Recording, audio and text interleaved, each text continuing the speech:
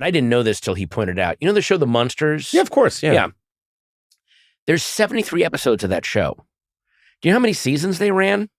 2? 2. Yeah. 2. Yeah. And they were cranking that thing out. And Tom was like, this is a writing session on The Munsters.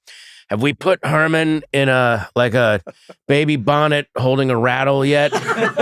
All right, write that in. I'm going to go to Musso and Frank's, have 4 martinis and a steak, and then drunk drive home. I'll see you tomorrow. Like, that is how those shows were what made. Do we have? What can we use? Yeah. We got to do 38 of these. But also, no one was thinking about reruns. No one was thinking about this being a body of work. Boxed set. Or box set. No one's thinking about that. Everyone's thinking, get this thing done, get it out, and then let's do another one. Let's get our check, and then we'll go to Musso and Frank's and drink at 1 o'clock in the afternoon. Yeah. Oh, and there's Jack Webb at the next table, and he's completely smashed. Yeah, he's 6 martinis ahead. Yeah. But you look at these shows, and you just see they weren't afraid to use all the same plots. Nope. There's an old... Same actors. Yeah. Over and over. And the same, the plots over and over and over again. Same actors within the same show, different characters all the time. Yeah, too. and one thing they did was, I don't know how many times when I was a kid growing up watching different TV sitcoms and reruns, I'd see the 2 people have a fight. So it's like the skipper and Gilligan on Gilligan's Island have an argument. So they paint a line down the middle of the hut, and then it's, you stay on your side, I'll stay on mine.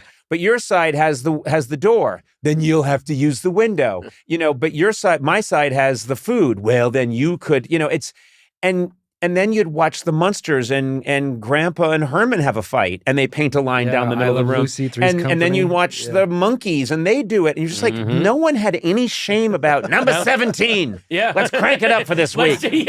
Let's do a number 9 on them. We got to get, listen, I got to get my martinis. It's 12:30. And it always was a white line, too, that even down to that detail. Yeah. And, that kind of stuff is, and also they didn't understand, they didn't, because no one could predict it. YouTube, freeze frame, being able to capture little moments where like, oh my God, look at this in the background. There's an episode of that show, The Naked City. Yes, yeah. Which was shot just handheld in New York in the early 60s, which now it's so valuable because it's all this stuff in New York that doesn't exist anymore that they just casually filmed. And also it's all the first roles of people like Dustin Hoffman and Robert Duvall, and they're all in this. It's like day players. But there's an episode with Burgess Meredith where he plays a Greenwich Village poet who wakes up drunk and there's been a murder and he doesn't know. And he stops at a newsstand to look at the paper like, what day is it? And behind him on the newsstand is copies of Amazing Fantasy number 15, which is the first appearance of Spider-Man. Oh, wow. Just hanging there. And anyone... And the prop person just put those up. Yeah, or they went to that newsstand. Can we just film here? Fine. Done, and then just walked. And when the comics came the next week, the guy was like, well, these didn't sell. Yeah. Boom. That's millions of dollars of props just hanging there in the background. It's what I love? You just brought up something, which is no one used to think there would ever be freeze frame available. So they, and more in line with what we were saying, which is people were just cranking the stuff out and moving on.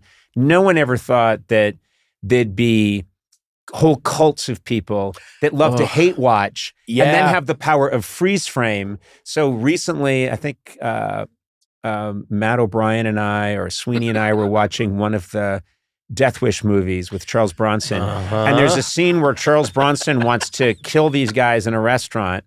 And it's the most insane plot. He comes in pretending to be a wine salesman. He takes out... I'm not kidding. Pretense? He takes out... he should just go in there with a gun and kill the people who are sitting in the booth. That's what he does in every other scene. Right. I know. This one, he comes in, pretends to be a wine salesman, and he goes over to their table and says, hey, I got this wine here. You might like it. It's a good wine. And they're like, well, we're okay. And he goes, spoken like a true wine expert. And he goes, it's red. You ever see red wine? You ever see red? Bet you didn't think that. See something new. If you red. It's wet and it's red. And it's wet on your mouth. You can sip it. And he says, I think he opens the bottle and he sets it down in front of them. And then he gets real nervous, and a guy says, who's sitting at the table with the other mob figure says, hey, don't I know you? And he goes, I don't think so. I got to go. And he's trying to get away because clearly something's up with this bottle of wine. And the guy goes, I think I know you. And then Charles Bronson squirms away, and basically he runs off and runs into the kitchen of the restaurant, covers his ears like Wile E. Coyote. You cut back to the table, there's a huge explosion. Freeze frame. You have freeze frame now. So what they did was...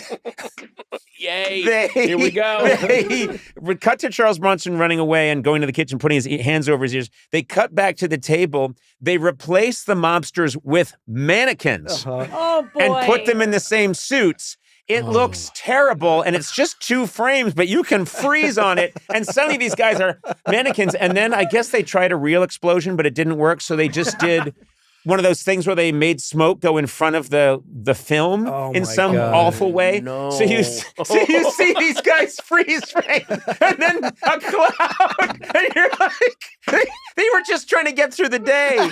And I'm watching it over and over. You have it? Yeah. Over and over and over again, and I'm just overjoyed. please, Do you want to see the whole please. clip or just the mannequins? I want to see it all. I can well. edit it down. Let's see. Edit it down. Go ahead. Let it roll. Yeah, Let's yeah, have some come fun. Watch the whole thing. Oh, Chuck. To the beginning. By the way, when It's they only a rigged- minute from the 30. You gotta beginning. put headphones on. What, a minute? when Minute they 30? rigged this explosion, Charles had already left. Yeah. Like Mr. Bronson's already left. Just do this. He's not here anymore. He starts by convincing him that he's got a good wine. This is late Death Wish. You can tell by his Yeah. costume too. Yeah. Exactly. I like this guy. Yeah, Scott Glenn's younger brother Yeah. and Jim Varney. Yeah. Not bad. Let's see what your customers say. No, I don't think that's a good idea. They'll love it. I'm just going to randomly pour liquor for you. Yeah. I'm a guy off the street. Your lucky day today. Bottle of wine on the house. Hey, not bad. Hey, don't I know you from someplace? I don't think so. Is that Danny Trejo? Yeah. Hey, it's Danny Trejo. Whoa! I know your face. Did you ever live in San Francisco? I'm from Idaho. I got a brother in Idaho. What city? I'm from Idaho. Boise. I'm thinking Voices. of opening up a donut I know place you. I in never Santa Monica.